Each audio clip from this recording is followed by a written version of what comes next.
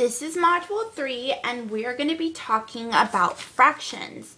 And fractions as part of a whole and involve breaking into equal-sized pieces. So, we see fractions every day. We see fractions when we're driving and we have a map and it might give us directions. It might say, in half a mile, turn left, or it might say that in a quarter of a mile, you'll be at your destination. So we need to know fractions in order to go on trips. And then fractions are also, we can see those when we're cooking and we have a recipe, like if we're going to make cookies.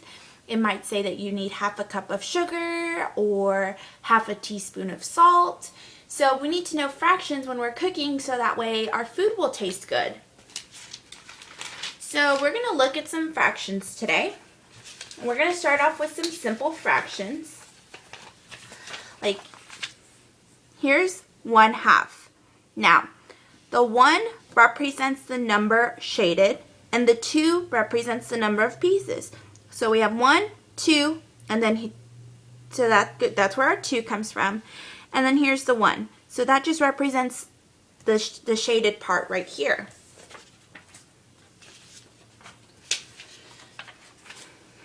Here we have 1/3. So we still have our same block that we did from the 1/2, but we just broke it into 3 pieces instead of 2. So that's where the 3 comes from. And then we shaded one part of our block, so that's where the 1 comes from.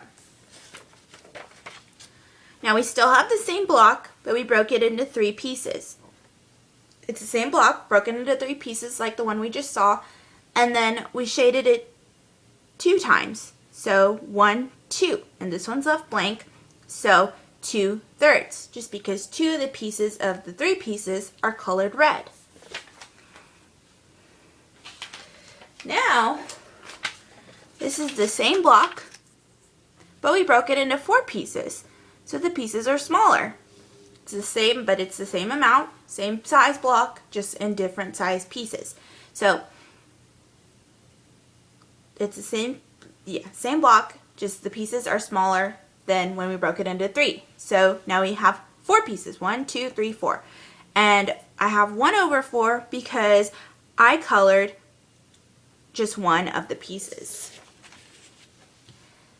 Now we have 3/4, and I have still my 4 pieces, but I colored 1, 2, 3.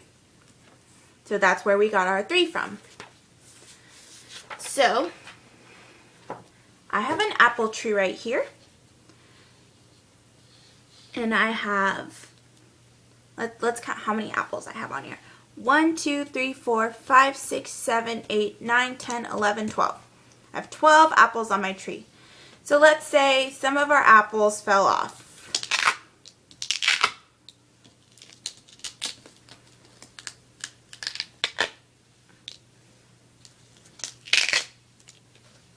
So some of my apples fell off. So let's count how many apples I have now. 1, 2, 3, 4, 5, 6, 7, 8. 8 apples.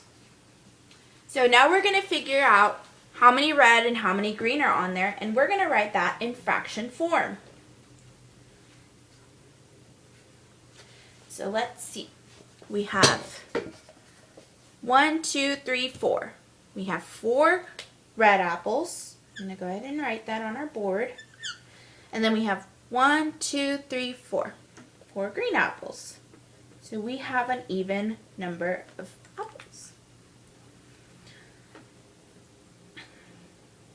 So since we have 8, 8 is going to be our denominator. And the way I remember denominator is denominator means down. So that reminds me that the denominator is always down, so that means it's on the bottom. So that's going to be our bottom number for each fraction. So we have 8 apples, 4 red, 4 green. So I'm going to write the 4 on the top. That's my numerator. So we have 4/8 and 4/8. And 4/8 is what's called an equivalent fraction because that's also equal to 1/2. So I have 1/2 and 1/2, just because we have 1/2 of our apples red and 1/2 of our apples green. So the way we can check to make sure that this is a fraction is because if we have 4 over 8 plus 4 over 8, that gives us 8 over 8, which is equal to 1.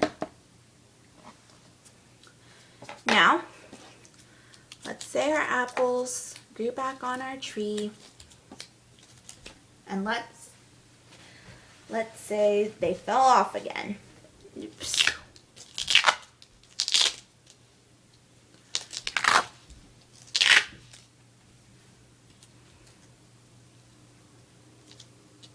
So I have 1, 2, 3, 4, 5, 6, 7. And let's just take one more apple off. Another one fell off. So we have 1, 2, 3, 4, 5, 6. We have 6 apples on our tree. So now let's figure out how many red and how many green are on there and write that in fraction form. We have 1, 2 green. And we have 1, 2, 3, 4 red. So our 6 is going to be our denominator because that's the total number of apples we have on our tree. And we had 4 red and we had 2 green. So we have 2 over 6 and 4 over 6. 2 over 6 can also be simplified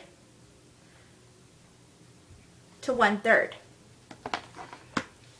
Because if we divide these by 2, if we divide 2 by 2, we get 1. And if we divide 6 by 2, we get 3. 4 by 6 can also be simplified into 2/3. All I did was divide 4 by 2, and that's 2. And then 6 by 2 gives us 3. Now let's do another type of problem. I'm hungry, so we're going to have a snack time. And I have some bunny crackers for my snack. And my bunny crackers, we have different flavors. We have the vanilla ones, which are just the plain yellow vanilla ones. And we have chocolate chip, and these have little spots on them for the chocolate chips. And then we have our chocolate, which are the brown ones. So it's easier for us to figure out fractions if we can group things together. Sometimes you're not able to group things together, like apples on a tree. But since I have objects in front of me, I can group them together. So I'm going to go ahead and group them together by their flavor. And we're going to figure out what fraction we have of each flavor. So I have, let's see, 1, 2, 3, 4, 5, 6, 7, 8 chocolate. 1, 2, 3, 4, 5, 6, 7, 8. 8 chocolate chip. 1, 2, 3, 4, 5, 6, 7, 8. And 8 vanilla. So that worked out good because we have equal number of each flavor. So we have 8 vanilla, 8 chocolate chip, and 8 chocolate. I just wrote down the beginning letters for each flavor just to make it easier for us. So we said we had 24 total. So each of these is going to go, so 24 is going to be our denominator. So we have over 24.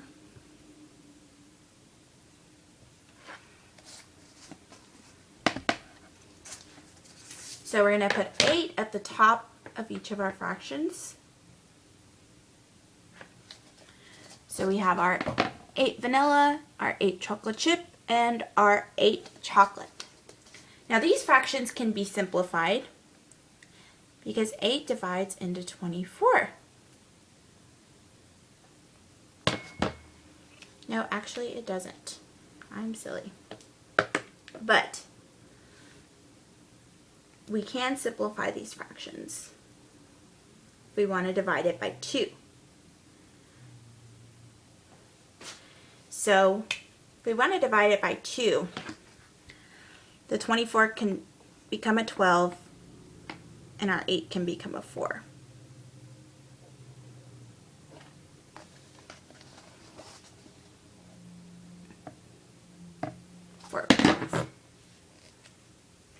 So today we learned about fractions. We saw our fraction flashcards. We learned where we can see fractions, and then we also learned about fractions with our apple tree and our bunny snacks.